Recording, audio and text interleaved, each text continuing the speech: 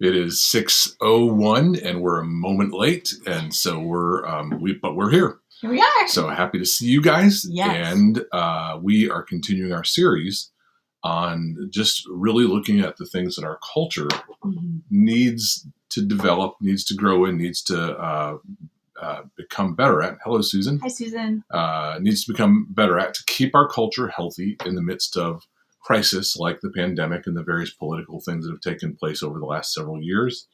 And just have really noticed the sharp divide, polarization, as we talked about several weeks ago, and the intensification of that. And just thought we would try to do our part to say, here are the kind of things that we think our culture needs. So last week we began a portion of this Cultivating Culture series on emotional health. There's Beth. Hello, Beth. Good morning, Beth. And so it's talking about emotional health. Before we dive into tonight's topic, we thought it was kind of important to tell you guys we've got some events coming up in October that are specifically about developing and growing in and maturing in emotional health in two different ways. One of them is just generally emotional health, understanding what it is and how to develop it. And the other one is are we putting it there? There's our events. Yeah. Yes. If you want to learn more about them. So do you want me to, here, I'll do the first one here. Oh, okay. Here is Outsmart Your Heart. Outsmart Your Heart. So Outsmart Your Heart is our course on emotional intelligence. It's a 4-week course where you'll watch streaming video during the week and then join Polly and I on Tuesday evenings for an hour and a half to discuss and apply said streaming video. Yes. And I actually have week 2-6 emotional vocabulary. That's actually from that's from videoing when so I'll do this one. Here we go. Outsmart Your Heart. There we go. So Outsmart Your Heart. You can see the dates there. It's 4 weeks, including the first week of November. And in that course, like I said, we'll do 4 weeks of streaming video in between, and then you guys will have the opportunity to join us on Tuesday nights to make application and discussion of those streaming videos to develop your own level of emotional intelligence. That event really developed out of a lot of our client work. Yeah. I was constantly looking for a good resource that was appropriate for our clients in developing, recognizing and developing emotional health and maturity and intelligence. And so that's that event. And then we have another event called... I don't have that one. Oh, you don't have it? I'm so sorry. We have another... I asked her to do this like 7 minutes ago. My bad. We have another event called Healing the Heart That Keeps You Hooked. A lot of times people don't realize that if you're struggling with a compulsive habit, thought process, behavior, whatever it might be, something you're trying to stop, whether it be losing weight, trying to change a habit, start a habit, stop a habit, even things as complex as chemical addictions, always there's a significant emotional component. In fact, I would say the emotions are the strongest piece of that puzzle because, as we discussed early on, emotions are drivers. And so those two events, that one's actually a Friday and a Saturday. Do you know the dates? In October. Are you looking right now? I'm looking. Somewhere in October, that one's actually a 2-day live online. 22nd. Through the 23rd. So Friday night, the 22nd, Saturday, day the 23rd, Polly and I will do a live Zoom-based event called Healing the Heart That Keeps You Hooked. I need to get my foot off the table. Oh, yeah. Shaking the computer. And so the series that we're doing right now, or this portion of the series where we talk about emotional intelligence and really developing emotional health, those events will take you much further and much deeper in this territory. And so we wanted to make sure to let you guys know you could actually go to the link right now and sign up. And so so October events would be tdacad.com/events. And or you can just go to tdacad.com and then click on events that way. So there's that. Perfect. Okay. So I'm going to hide those guys and we're going to get back. So those are coming up in October. And we just wanted to make sure you guys knew before we dive into tonight's content. So hello, Mandy. Mandy and Lisa, Elizabeth. From Michigan. And Annette. Looking forward to it. Awesome. Annette, you've already signed up. I think I saw your email come across. Yeah. And Mandy, we do both. We stream to both Facebook and YouTube. So both this, where we're at, is actually streams to both. So, and then awesome. And then Miss Betty. Awesome. Glad Beth, y'all are I saw here. your email that you signed up. Yeah. So super excited about having you join us as well. Hope all is well there in Australia with everything that's going on there. Yeah. And so, and then Betty, hello. So we want to talk tonight about this very important thing. Last week we talked about the foundation of emotional health and emotional intelligence, and that is the move from dependence to independence. Specifically, just helping people understand that a child is born dependent on their parents, not only dependent for food and water and clothing and potty habits, but they're also dependent emotionally. Think about what it takes to hold a child and help comfort them. You're actually, in that moment, when you help comfort a child who's crying or upset, you're actually helping them regulate their emotions, helping them go from a heightened emotional state to a more regulated state. Yeah. And so that dependency that we talked about last week really is the foundation of all of this. That move from dependence to independence says that, well, we as parents help an infant or even sometimes small children regulate their emotions. We as growing independent adults are designed to develop the capacity to regulate our own emotions without any help from outside forces. Yeah. Unless you consider outside forces your relationship to your creator. And so we'll talk some about that tonight for sure. But specifically, I want you to recognize the connection between last week's move from dependence to independence and this week's topic, which is learning how to regulate your own emotions. Let's define that. Yeah. You want to do it or you want me to do it? You go for it. Okay. Yes. I know you had some thoughts on it today. So really regulating your emotions simply means, and we will talk about this in the emotional intelligence course, but it means moving your way through the 4 steps of emotional process without letting yourself be overwhelmed or overreacting to or do things with your emotions that you didn't intend to do. Or regulating your emotions means developing the capacity to take in the stimulus that leads to emotions, events, and beliefs, then to experience the emotions and express the emotions all in a safe and healthy way. Yes. So emotional regulation means exactly what it sounds like. We learn as infants that our parents help us settle down on the inside. Our parents help us, whether through touch or words or both. Our parents help us slow down, settle down, move from crying to not crying, move from angry to not angry. Healthy parents. Yeah, healthy parents are designed to do that. Move from all kinds of upset to all kinds of calm and regulated emotional state. That regulated emotional state means that you process through the emotion and everything that goes with that and land in a place where you're in control of your own soul. So one of the main reasons why emotional regulation is so crucial is without it, people lose control. And whether that means they lose control overtly in the moment, expression of anger, expression of frustration, where they lash out verbally or lash out physically and harm somebody, or where they lose control in such a way that their emotions begin to do damage to their body over time.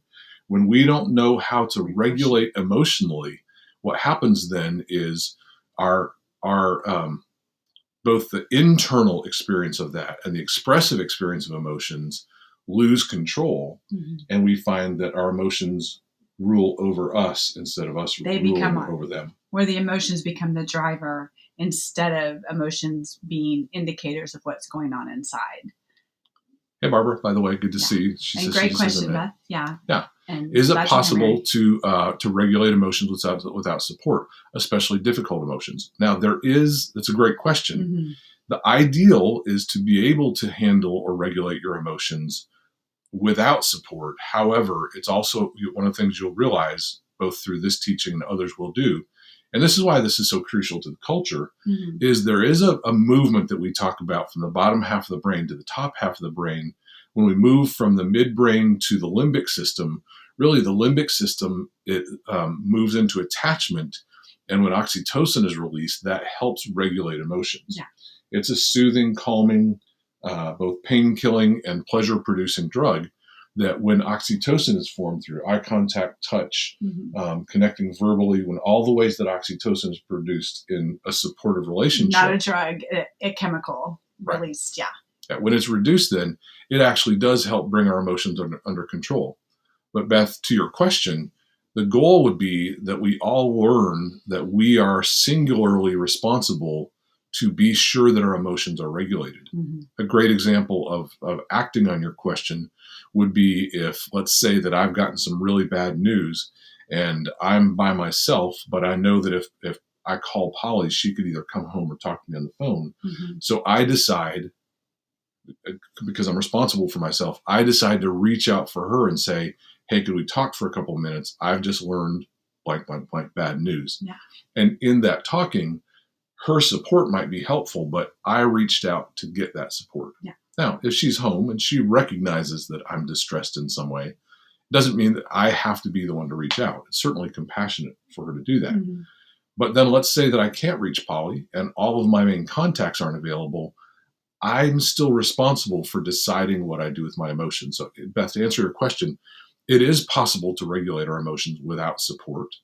But there are also some very, very helpful and important attributes to gaining support in order to regulate and bring your emotions back to a steady state or a steady state. So, yeah. And if you have trauma, it can be where, when your nervous system is actually injured and damaged from trauma, that it is, if you switch into that emotional, driver that's like, oh my gosh, I can't get it under control. It's almost like, a blindness and, or dissociating and things like that. It's in a process of learning how to navigate those high level emotions that are wanting to pretty much overwhelm and take over. And it's in that process of going, okay, so maybe this next time I'm going to have a note to the side saying, if that happens to me, I'm going to take a deep breath. And that's the only thing I'm going to do this time. And not overwhelm yourself with, I have to do this, and I have to do this, and I have to do this, and Bob and Polly said do this, and now I got to do this. It's just one step at a time of finding different ways that can help regulate what's happening inside, especially when they're really big. Yeah. Let's take a look at Susan's question. Yeah. Because it really gives us, I was actually going to go there anyway, Susan, so I'm super glad you asked. Yeah, is it possible to appear controlled on the outside and be simultaneously dysregulated on the inside? That's a great question. Great question, and an important one for this topic. Mm-hmm. Because when we talk about quote unquote controlling your emotions, we're really not talking about suppressing them. We're not talking about kind of, get them down, get them to where they're not showing on the outside, but they're still churning on the inside. We talk about regulating emotions instead of controlling them, because regulation is kind of like turning the faucet. You turn the faucet and it slowly becomes less and less, or you turn the faucet the other direction, it slowly becomes more and more. So regulation isn't about controlling outwardly our emotions. Mm-hmm. It's about learning the process of emotions and cooperating with that process, and even intentionally taking the time to master that process. Let me go ahead and name it again. I said it very quickly in passing, but I want to just be really concrete because of that question. The 4 steps of emotional process that we go into in detail in the Outsmart Your Heart course is, first of all, the circumstances that we experience. Secondly, our perceptions or self-talk about those circumstances. Sometimes those perceptions are so fast we don't recognize them. Mm-hmm. And so people think that circumstances made me angry. I read a tweet and I got so mad. Mm-hmm. I watched a video and I got so mad. No, you watched a video and what you told yourself about the video made you angry. Mm-hmm. I read a tweet and what I told myself about the tweet made me angry. So circumstance, perception, or self-talk. Number 3, the emotion itself, which, keep in mind, emotions are a physiological release. There are chemicals released with the various emotions. And as such, then they need to be, with the initial experience of the emotion, think about like turning on the faucet suddenly. That's when the emotion floods and then needs to kind of find a steady state. So see why we use the word regulation instead of control. So the 3rd step is actually experiencing the emotion itself. So let's say a circumstance takes place. My self-talk tells me that it's a sad circumstance. I might be accurate. Mm-hmm. And I begin to feel sadness well up. Well, along with that sadness, there's the physiological sense of sadness, which is why we call it feelings, right? We feel it. That's the chemicals flowing through our body. And then the 4th step of emotional process is expression. that sense of sadness that I feel flowing through my body and being released initially has to go somewhere. Usually we think tears, sometimes words, sometimes both tears and words. Sometimes when it's really sad, we move from tears and words to just like a out loud sob or a wail. But that's helping us really regulate the emotion by moving it from the inside to the outside, where the emotion is taking place in the inside chemically. As we come up with whether language or sound or movement to express that emotion, we then begin to metabolize those chemicals so that rather than suppressing it and still being dysregulated on the inside, we actually find ourselves in a state where the emotion then goes from kind of this initial kind of glob of chemistry to it regulates into more of a steady state. And as we express it, then we can express it to a point where it's either lowered or even completely processed out. That's a general look at this. And so we'll talk about a couple ways to do that. But the first thing is I think it's crucial to really understand a lot of people don't know what their emotions are. Yeah. And a significant part of regulating your emotions is becoming familiar enough with them. You don't have to become a licensed marriage and family therapist. You don't have to become a trauma coach. You just have to get to know what's going on inside your own soul. So I feel sad. I feel frustrated. Begin to develop a language or emotional vocabulary so that that feeling inside doesn't just have the visceral aspect of it, but you begin to develop language that takes that visceral aspect and says, I feel mildly agitated, but mostly concerned.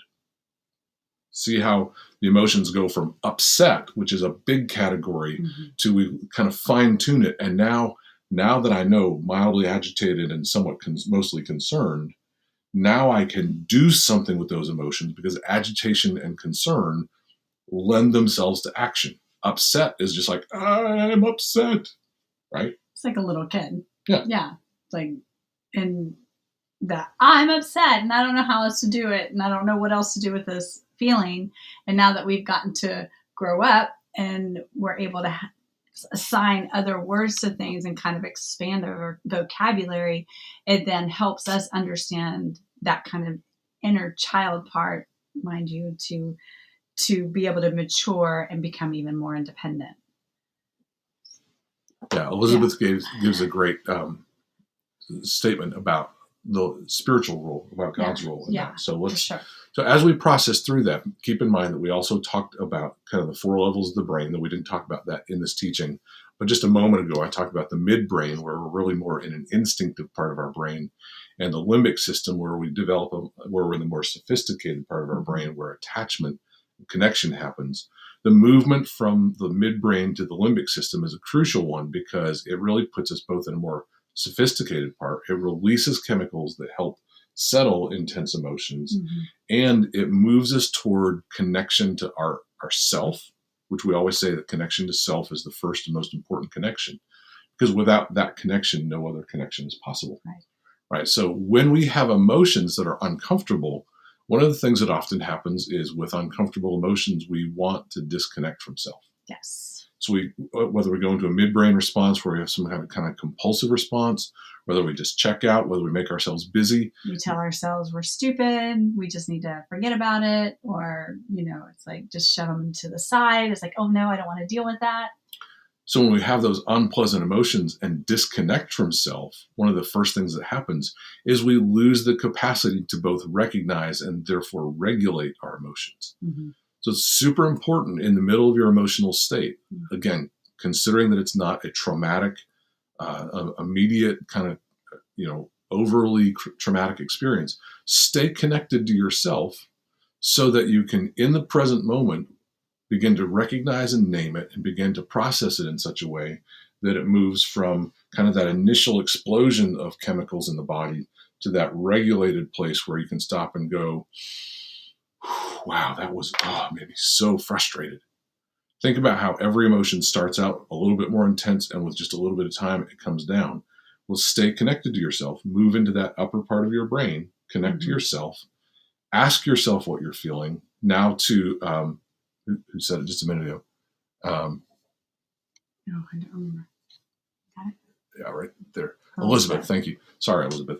Now to Elizabeth's point, and that is that we also, that's the prime time to really connect to God, because God also, just like connecting to Polly, God in relationship to us also triggers the limbic system, but then God also has both input and the capacity to begin a healing process inside our heart if the emotions are painful or uncomfortable ones. Once again, sometimes we use the word negative or positive. The problem with that is that all emotions are real and true. Yes. And so we try to avoid the word negative emotions and positive emotions because all of them serve a purpose. Yes. Therefore, all emotions are positive. Just some of them don't feel as good as others. Right. I like happiness way better than I like pain.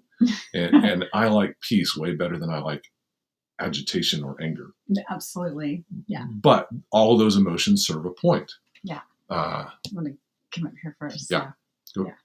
Good. So, Sonia, you're saying oftentimes it's other people's emotions that are happening that seem to overflow into my emotional state, trying to empathize, but I end up taking on their state instead of keeping it separate from mine. Thank you for saying that. So good. Thank you. Because it is that thing where it's like, okay, I'm trying to do this thing and I'm trying to stay connected and I'm trying to empathize, but that person, either their emotion is, they're, how would you say this? Like really crying, and I then end up joining them in that really crying tear. Or I always talk about emotions like angry. Smoke. Yes, right? Secondhand smoke. Right. So someone's smoking a cigarette and you're in the room with them, it begins to fill your lungs and your clothes. I think emotions can be the same way. We take them in. Yeah. If we have any degree of empathy and we're around people that are having strong emotions, it's a fairly natural thing to begin to absorb that. I think one of the things is to practice with people that normally where you experience your emotional state changing. And so it's like, okay, when I'm in the room with my sister-in-law, I change my state. Even though I'm trying to empathize, she makes me like get all fluffy. She doesn't make me. I choose to get fluffy. Your perception. My perception. and then I end up getting frustrated, and then I match her frustrated state. By the way, this does not happen with my sister-in-law, Pam. It's just the first thing that came to my head.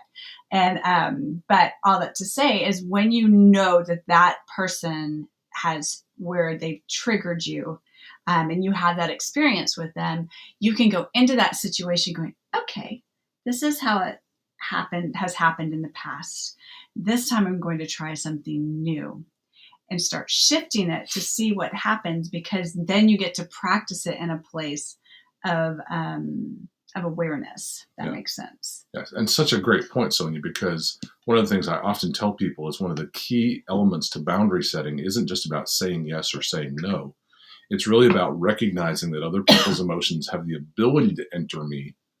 And so I can learn not only to regulate my own emotions, but also I can learn not to take in other people's emotions or to decide to what degree I take in other people's emotions. Yes. I think the most important attribute of boundary setting isn't about can I say no as much as it is can I keep their emotions at a distance that I choose, or do I only ever feel overwhelmed by them?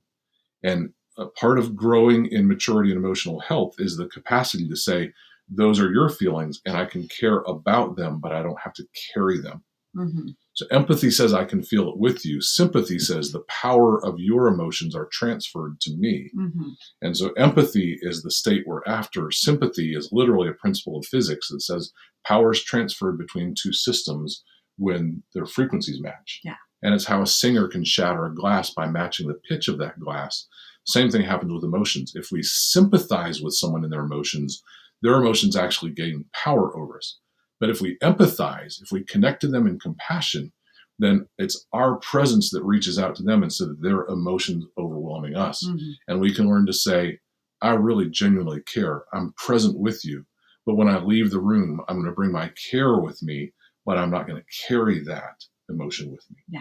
And sometimes it takes, especially if you've been raised in a family that's pretty enmeshed, it's very difficult to learn that you can actually separate your emotions from other people's because an enmeshed family never demonstrates that, much less tells you that it's even possible. Yeah. And so learning how to sort that out, just like Polly said, in a live setting where there's somebody that you're in conversation with, and you can kind of breathe through and go, wow, they're really in pain. Their pain really matters to me. I don't have to feel their pain to be caring and kind, but I can recognize their pain, and I can even enter into it with them, but then I can exit it and still do kind and caring things without having to carry their pain. Yeah. Super important piece of that. So I'm so glad you brought that up. Yeah, it's really good. And it's practice. Beth. Yeah. I don't think I've ever identified emotions I have until I've been forced to confront them in lockdown with nothing else productive to do. Beth, yeah, I think everybody had, one of the reasons we're doing this is because this last year and a half has provided so many opportunities for people to deal with difficult circumstances, therefore difficult emotions. And we're wanting just to give some input on how to do that in the healthiest possible ways. Yeah.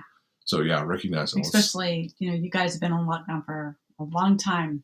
So how do you process anger in a healthy way, Betty? Great question. Yes. Let's talk about that. So keep in mind, all emotions are, I keep teaching the material from the emotional intelligence, but we go so much deeper. All emotions are communication. They're internal communication to give you a signal of what's taking place on the outside of you. And so anger is a signal that a boundary has been violated. When some boundary, if you perceive that a boundary has been violated, anger is the natural response to that. I always tell people that underneath all anger is both fear and pain. And so when a boundary is violated, we're afraid that we're losing something, and it hurt when somebody crossed that boundary. Yeah. Anger is the emotional signal that a boundary has been crossed, or we perceive that a boundary has been crossed.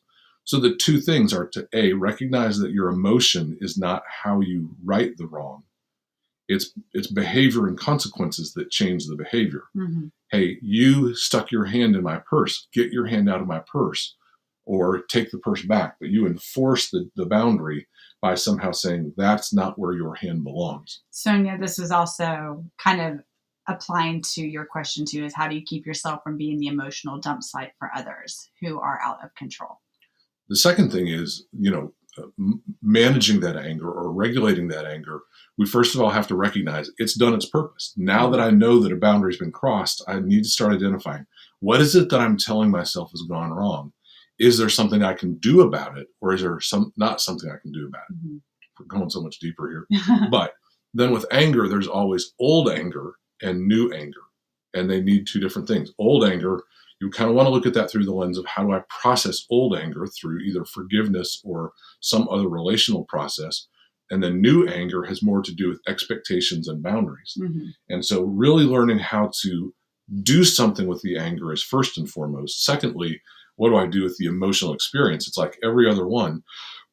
We want to breathe. We want to connect to self. We want to let the emotion do its job and tell us what's wrong.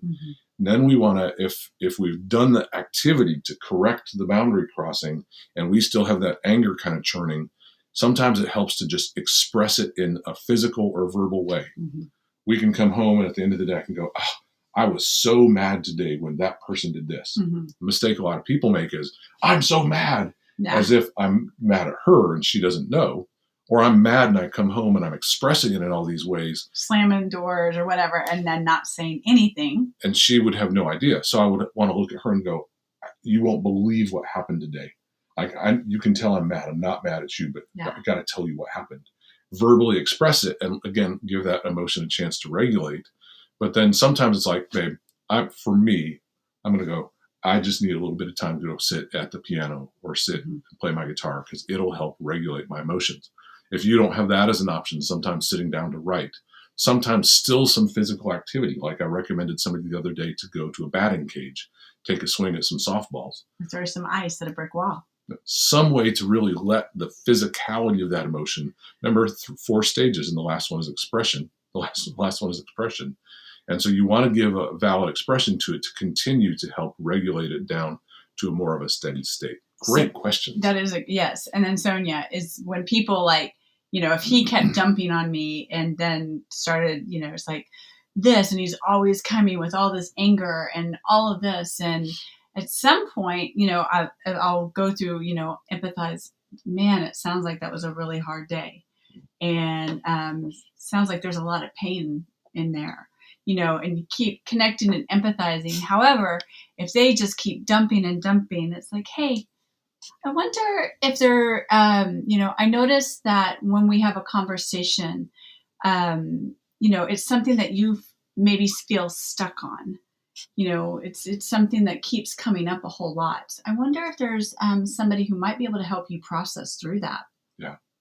And they may actually hear that they may not be happy with you saying that, because if you've played the role of dumpster for them, and then you start setting a boundary, they may get ticked off at you. And that is theirs. Yeah. And it can be hard because you might actually lose a relationship over it, maybe, or it'll just go through a really rough time. And it's like, I love you so much. I really want to see this stuck place for you to find some health and some help. And, I feel like I may not be the helpiest the helpiest person for you, because, you seem a little stuck on this. Does it feel like that? And have them start owning their own selves. Wow, sure. Grammar. But a significant part of emotional regulation is learning exactly what Polly just said, and that is what's mine and what's not mine. Mm-hmm. So, Susan, you said it sounds like you put some insulation against their emotions. That's a good way to say that, because as you learn what's mine and what's not mine, mm-hmm. it honors their emotions to let them have their own, and it protects your well-being to only carry yours and not other people's. And so some of that insulation is mental, just the thought process of, wait, I don't think that's mine. Yeah. Sometimes when we're having an emotional conversation, we're really careful to say, I'm pretty sure this is mine, but there might be some of this that's yours. Yeah. And really ask the question, or even start with ownership to say, mm-hmm. look, I've got some frustration here, and I think like a bunch of it's mine. I just want to process with you to see if some of it's also yours. Yeah. And so to process that through with somebody to really figure out who owns it. A lot of people aren't ready to process that, and you have to think to yourself, okay, what's going on right now with them? Am I responsible for that in any way? Mm-hmm. And even if you might have done something that hurt their feelings, you might be responsible for your behavior, but they're still responsible for their reaction, mm-hmm. right? Because that same behavior in another relationship might have had a completely different response. So you're responsible for your behavior. And if you've done something that violates somebody else, you're responsible to clean up your mess. Yeah. But you're still not responsible for their emotion, just like they're not responsible for your emotion. Right. So that insulation we're talking about, some of it has to do with knowledge. Some of it has to do with just, the recognition that space between us is a sacred space. And I will sit with you, but I'm not going to do your work for you. Mm-hmm. So what else have we got? What would you say? I can regulate the emotions of others within myself, obviously, not what they feel. It's a great distinction. Yeah. It's exactly what we were just saying, Lisa. Let's amplify that a bit. So if I've got other people's emotions coming my way, I can't regulate theirs. That's their responsibility. Mm-hmm. But I can say, okay, I feel their pain, but I don't have to feel the entirety of it. And I don't have to slice a piece off and carry it with me. Right. I can recognize it, value it, even empathize with it and connect to it, and still be able to go, and that's yours. I truly hope that you find relief from your pain. Sometimes I find that sentences like that, either spoken or just, said inside, mm-hmm. wow, I really hope they find an answer for that. Helps kind of tell the mind and the nervous system, I hope they find an answer for that. I think there's an important part here because, if you're a recovering people pleaser and you don't want to hurt somebody's feelings, if you think about it, it's like, man, by me setting boundaries with this person, I'm actually allowing them to now own their own emotions. And then they get to choose if they're going to mature in that. They get to choose if they're going to become independent instead of dependent on you. And so if you can start shifting that in your thought processes of going, this is the best way I can help this person. I love them so much that I'm going to set healthy boundaries with them so they can find out who they're truly created to be. Yeah. So quickly, Annette, to your question, absolutely trust needs to be earned. A lot of people will tell you that you need to just trust people, forgive people, whatever it might be, without any earning on their part. And again, when there's an ongoing pattern of harmful behavior, forgiveness is never the issue. boundaries and consequences are the issue. And so if the other person is behaving in an untrustworthy way and has shown to have a pattern of that, absolutely don't just set a boundary with the emotions, but set a boundary with your willingness or your unwillingness to be in the kind of relationship that allows them access to your trust and to other tender parts of your vulnerable soul. Yeah. So I want to cover Susan's thing real quick. Curious about speaking in tongues. I don't have that gift, but I do mutter to myself in Spanish sometimes. See. Real quick, what I'd say is this, just for tonight's topic, the idea of speaking in tongues would actually fit better under a different topic where we talk about the difference between spirit and soul. But I think it's a great topic for right now, or we can say this. Sometimes what passes for speaking in tongues is people experiencing an emotional high and having learned a mechanism to express that emotion. That's not the same thing as a spiritual experience where the spirit utters something inside of you and you utter what the spirit has said. And I think it's crucial in all of the spiritual gifts to make a distinction between my soul and the spirit operating through me, because there are many things that we can mimic in the soul. And when we do that, we actually prevent the spirit from operating. So if emotions are overflowing in a setting where it comes out either in tongues or some kind of expression that resembles a spiritual gift, keep in mind, it's a spiritual gift, not an emotional gift. And so it may well be that you feel the emotional response to what's happening spiritually, but don't mistake an emotional rush for a spiritual experience. Yeah. It's a big deal. Thank you, Jim. Happy birthday. Seems like unrealistic expectations play into it a lot. Gotcha. With Remember what I said. So long-term anger, forgiveness is one of the keys. Short-term anger, what are the expectations that we need to take a look at? Are they realistic? Are they unrealistic? And what's my part to adjust my expectations? Beth, y'all have smash rooms. They're called anger rooms. I think they're like smash rooms too. We've not gone to one. I so want to go and smash a TV. So affirming that it's okay not to trust if they are not trustworthy. Yeah. Thank you. Yeah. Okay. And then awesome. All right. So let's just summarize. Yeah. So what we're really talking about is developing the capacity to regulate our emotional state. Why is this important? Because in a setting where stress is constant, somebody else has a different opinion than you, and your fear is that their different opinion might actually cost someone their life. You read something, watch a video, watch something hypocritical take place, and all of those things make us churn on the inside. And the capacity to say this, the world may be going crazy around me, but I can stay sane on the inside by learning how to regulate my emotions, and I can keep from passing on the crazy. Because what happens, the crazy can be like those metal balls that you let one swing and it knocks another and it knocks another. The next thing you know, everybody's in this kind of histrionic place of emotional high intensity.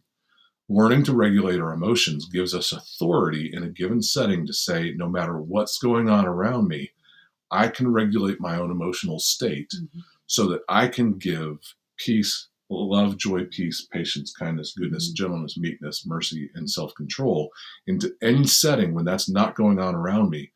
I can develop the capacity to still give those things into the atmosphere if I learn how to stay connected to God, and 2, learn how to regulate my own emotional state.